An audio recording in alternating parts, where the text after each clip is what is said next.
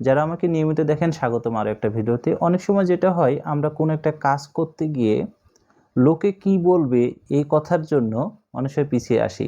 আমরা জানি ওই কাজটা করলে আমরা এগিয়ে যেতে পারবো বা সফল হতে পারবো, কাজটা করলে আমার জন্য উপকারী হবে। জানার পরেও কিন্তু আমরা ওই কাজটা করতে বা ওই ধাপটা দিতে ভয় পাই। বলি লোকে কি বলবে? সত্যি কথা বলতে লোকে আপনাকে নিয়ে খুব একটা ভাবে না, বা লোকে কি বলবে বিষয়টা পুরোটাই মিথ্যা এবং বানোয়াট। লোক আপনাকে নিয়ে হয়তোবা 2 থেকে 3 মিনিট কথা বলবে অথবা 2 থেকে 3 দিন আপনাকে নিয়ে গসিপ করবে। তারপর লোকেরা নিজেদের কাজকর্ম নিয়ে ব্যস্ত হয়ে যাবে, তাদের পরিবার নিয়ে ব্যস্ত হবে, তাদের কাজ নিয়ে ব্যস্ত হবে। আপনাকে নিয়ে খুব একটা চিন্তা ভাবনা করবে না। তারপর আপনি যখন সফল হবেন ওই কাজটা করার পর, তখন আপনাকে নিয়ে আরও একবার আলোচনা করবে যে হ্যাঁ, ওই কাজটা করেছিল বলে লোকটা সফল হতে পেরেছে, কাজটা যদি না করতে তাহলে সফল হতে পারবে না। এই গল্পগুলো আপনাকে নিয়ে হতে পারে।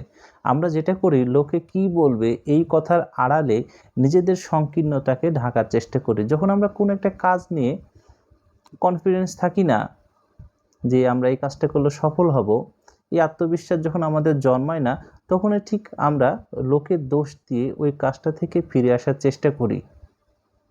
তাই আপনি যদি আত্মবিশ্বাসী হন যে কাজটা করলে আপনি সফল হবেন, আপনি এগিয়ে যেতে পারবেন, তাহলে আপনি কাজটা দ্রুত শুরু করেন এবং ততক্ষণ পর্যন্ত করতে থাকেন যতক্ষণ পর্যন্ত আপনি সফল না হন।